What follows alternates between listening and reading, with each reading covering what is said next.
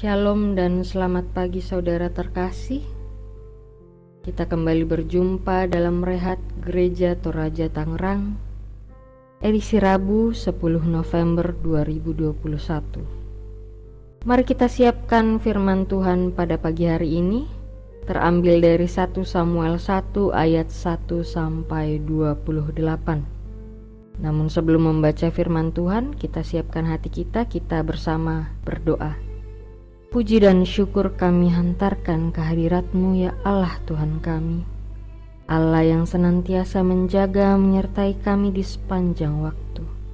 Terima kasih untuk hari baru, hari berkat Tuhan yang telah Engkau karuniakan kepada kami. Saat ini ya Tuhan, kami akan membaca dan merenungkan firman-Mu. Pimpin dan sertai, bukalah hati dan pikiran kami, sehingga kami dapat mengerti kehendak-Mu ya Tuhan, dan dapat melakukannya di dalam kehidupan kami.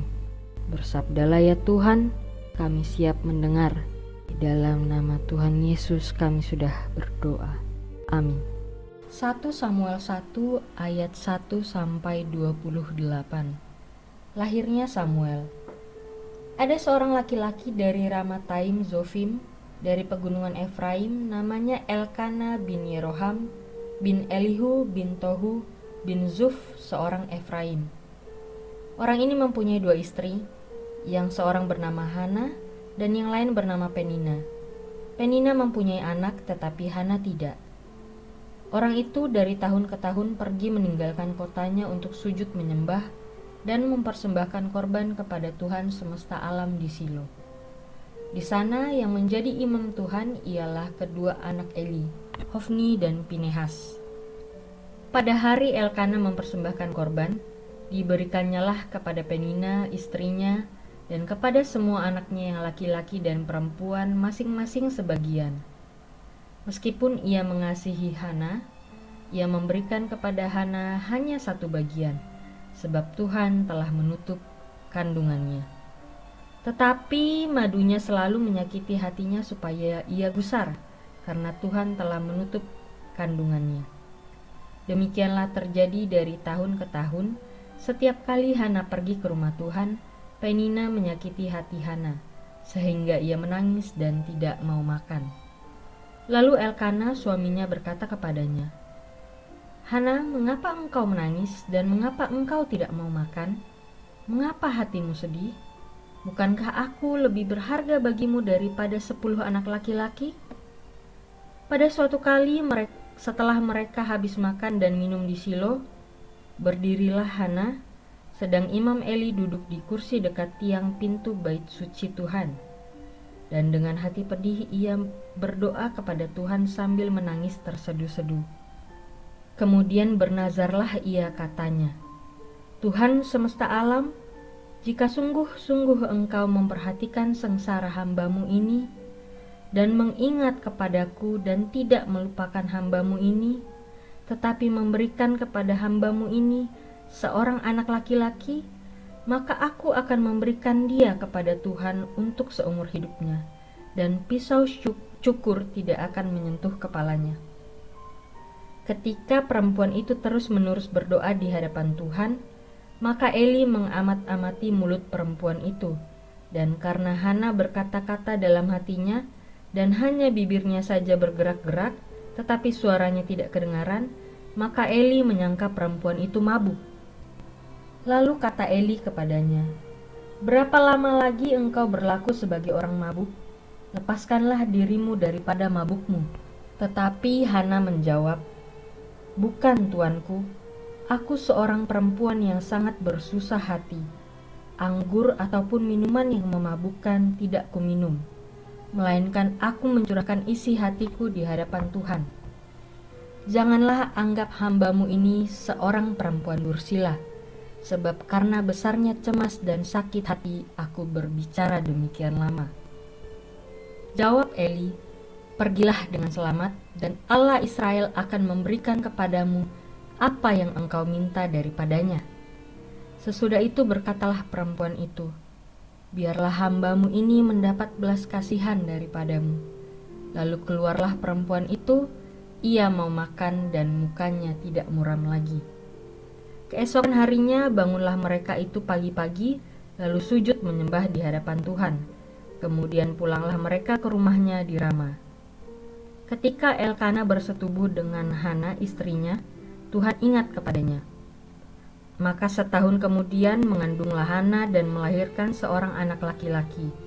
Ia menamai anak itu Samuel, sebab katanya, "Aku telah memintanya daripada Tuhan." Elkana laki-laki itu pergi dengan seisi rumahnya mempersembahkan korban sembelihan tahunan dan korban nazarnya kepada Tuhan. Tetapi Hana tidak ikut pergi, sebab katanya kepada suaminya, "Nanti apabila anak itu cerai susu, aku akan mengantarkan dia, maka ia akan menghadap ke hadirat Tuhan dan tinggal di sana seumur hidupnya." Kemudian Elkana suaminya itu berkata kepadanya, "Perbuatlah apa yang kau pandang baik, tinggallah sampai engkau menyapih dia. Hanya Tuhan kiranya menepati janjinya." Jadi tinggallah perempuan itu dan menyusui anaknya sampai disapihnya. Setelah perempuan itu menyapih anaknya, dibawanyalah dia dengan seekor lembu jantan yang berumur 3 tahun, 1 eva tepung dan sebuyung anggur, lalu diantarkannya ke dalam rumah Tuhan di Silo. Waktu itu masih kecil betul kanak-kanak itu. Setelah mereka menyembelih lembu, mereka mengantarkan kanak-kanak itu kepada Eli. Lalu kata perempuan itu, "Mohon bicara tuanku, demi tuanku hidup. Akulah perempuan yang dahulu berdiri di sini dekat tuanku untuk berdoa kepada Tuhan. Untuk mendapat anak inilah aku berdoa, dan Tuhan telah memberikannya kepadaku apa yang kuminta daripadanya. Maka aku pun menyerahkannya kepada Tuhan seumur hidup, terserahlah ia kiranya kepada Tuhan." Lalu sujudlah mereka di sana menyembah kepada Tuhan. Amin. Menepati janji. Mengucapkan janji adalah sesuatu yang mudah untuk dilakukan, namun menepati janji adalah sesuatu yang terkadang sulit untuk dilakukan. Ada begitu banyak alasan yang terkadang membuat seseorang sulit untuk menepati janjinya. Salah satunya adalah karena situasi dan kondisi yang dialami saat itu. Hana adalah seorang istri yang menderita oleh karena tekanan batin yang dialaminya.